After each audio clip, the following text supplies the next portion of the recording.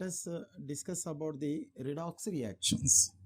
First of all, what do you mean by a redox reaction? Any reaction in which exchange of electrons take place between the reactants is called redox reaction.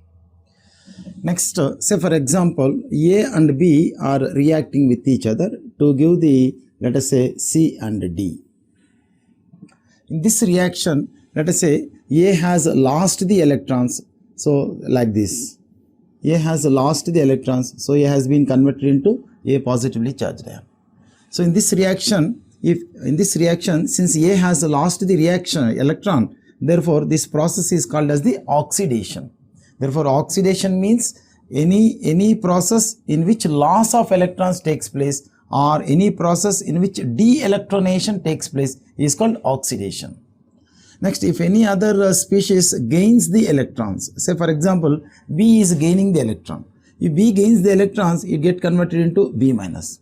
Therefore any process in which gaining of electrons takes place or any process in which electronation takes place is called reduction.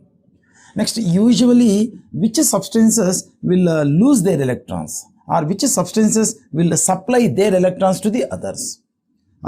Say for example, if you observe the oxidation state of the central atoms in various molecules, say for example H2S. In H2S, the oxidation state of the sulfur is -2. Next, similarly in NH3, the oxidation state of the N is -3. Therefore, observe the oxidation state of the central atom in any molecule. If the oxidation state is least possible value, then that entire molecule will always act as the electron supplier, or that entire molecule will always loses its electrons, or that entire molecule will undergo oxidation. Therefore, the basic principle for a molecule to undergo oxidation is the central atom must have the oxidation state value as least as possible. You see here sulfur. For sulfur, least oxidation value is -2. In case of ammonia, the least oxidation state for nitrogen is -3. Therefore, in ammonia, oxidation state is -3. Therefore, ammonia will act as the electron supplier. Next, the electron supplier is also called as the reducing agent. Similarly, observe the water molecule. In water molecule, oxygen is in its least possible oxidation state. Therefore, water can also act as the electron supplier or water can also act as the reducing agent. Similarly, like that, first you select various types of the molecules. Say for example, another example I will give methane. In methane, the oxidation state of the carbon is -4. Therefore, in every molecule, wherever the central atom is in its least possible oxidation state, then that entire molecule will act as the electron supplier or reducing agent. Similarly, in general, which type of molecules will gain the electrons?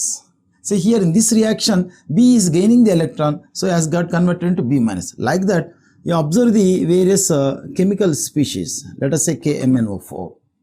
Similarly, let us say N2O5. Similarly, let us say SO3. Like that, you observe the oxidation state of the central atom in various molecules. See here, what is the oxidation state of the manganese? +7.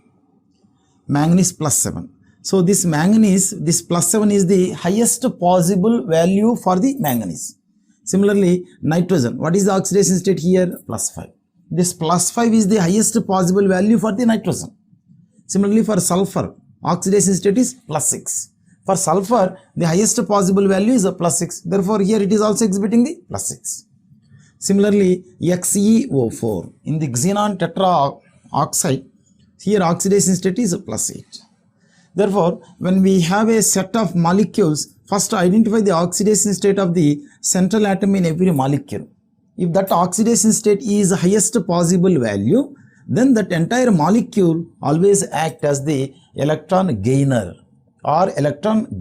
or oxidizing agent. Here, if the oxidation state of the central atom is least possible value, it will act as the electron supplier or reducing agent. Whereas if any molecule in which central atom exhibits the highest possible oxidation state, then that molecule will gain the electrons or it will act as the oxidizing agent. Based on the nature of the species that participates in the exchange of electrons, the redox reactions are divided into two types. First type, normal redox reactions. Normal redox reactions. Second type, abnormal redox reactions. Abnormal redox reactions. Next, in a normal redox reaction, what actually happens?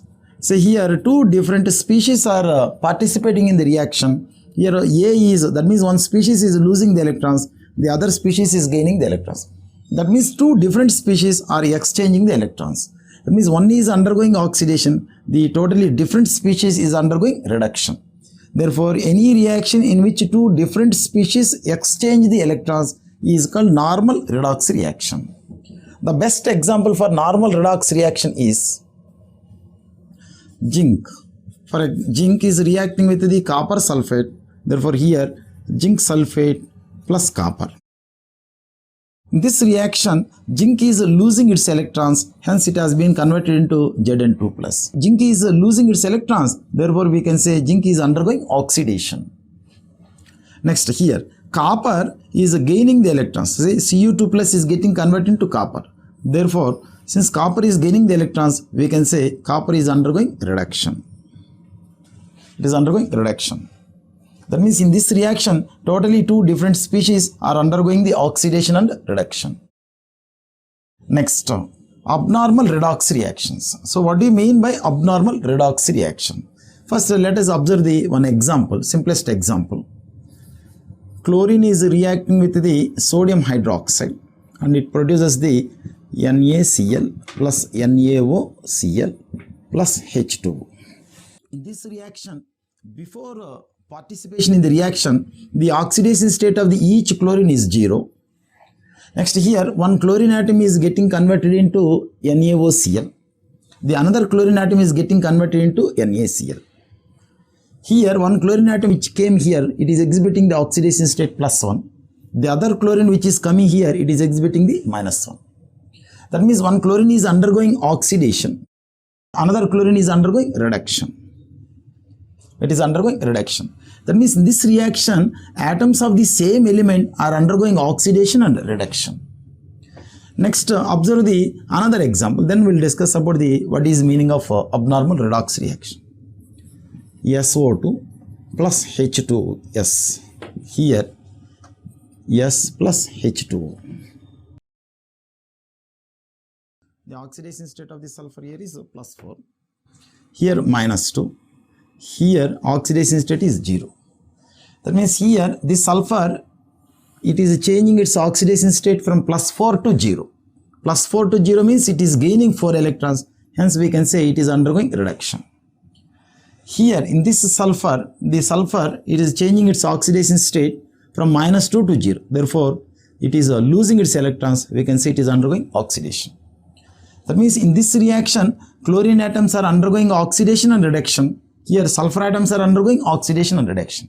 That means in both these reactions, the atoms of the same element are undergoing oxidation as well as reduction.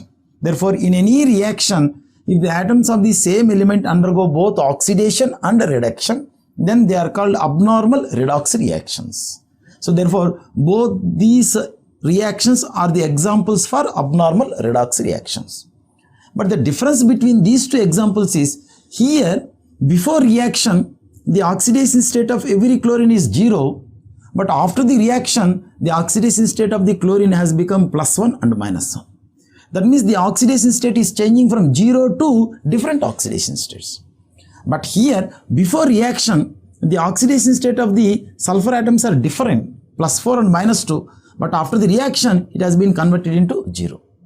That means here, the difference between these two reactions is 0 oxidation state is getting converted into plus and minus, different oxidation states. Here, different oxidation states are getting converted into 0. Therefore, in both the reactions, same element is undergoing oxidation and reduction, but the difference is in this reaction, the 0 oxidation state is getting converted into different oxidation states. Here, different oxidation states are getting converted into 0 oxidation state. Therefore, in any reaction, If the zero oxidation states converts into different oxidation states, then that is called disproportionation reaction. Disproportionation. This is disproportionation reaction. Whereas if the different oxidation states convert into zero oxidation state, that is called comproportionation. Abnormal redox reactions are two types, disproportionation and comproportionation. In the disproportionation as well as in comproportionation, same element participates in the exchange of electrons, but the difference is zero oxidation states will be converted into different oxidation states. Different oxidation states will be converted into zero.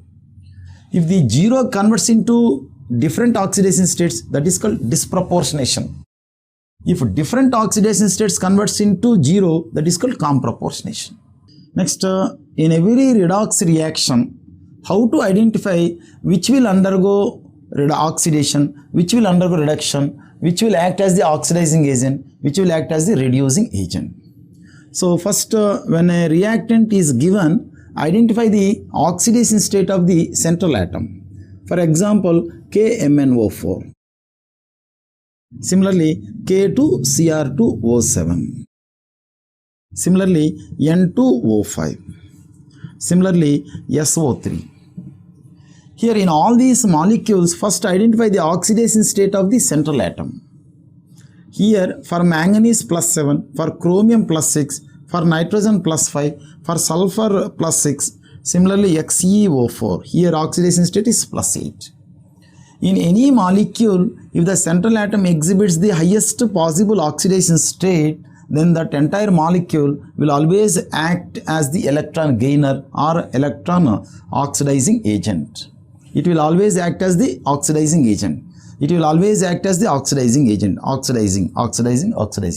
Therefore, based on the oxidation state of the central atom, if that oxidation state happens to be highest possible value, then that can be called as the oxidizing agent. Therefore, all the molecules in which central atom exhibits highest possible oxidation state will always act as the oxidizing agent. Next, second case. Observe the another set of molecules. Here ammonia. The oxidation state of nitrogen is -3. Similarly, H2S. The oxidation state of the sulfur here is -2. Similarly, HCl. The oxidation state of the chlorine is -1. Similarly, methane. The oxidation state of the carbon is -4. So, when we have a set of molecules, first identify the oxidation state of the central atom. If that oxidation state happens to be least possible value, then those molecules will always act as the electron suppliers or reducing agents. These molecules, they will always act as the reducing agents.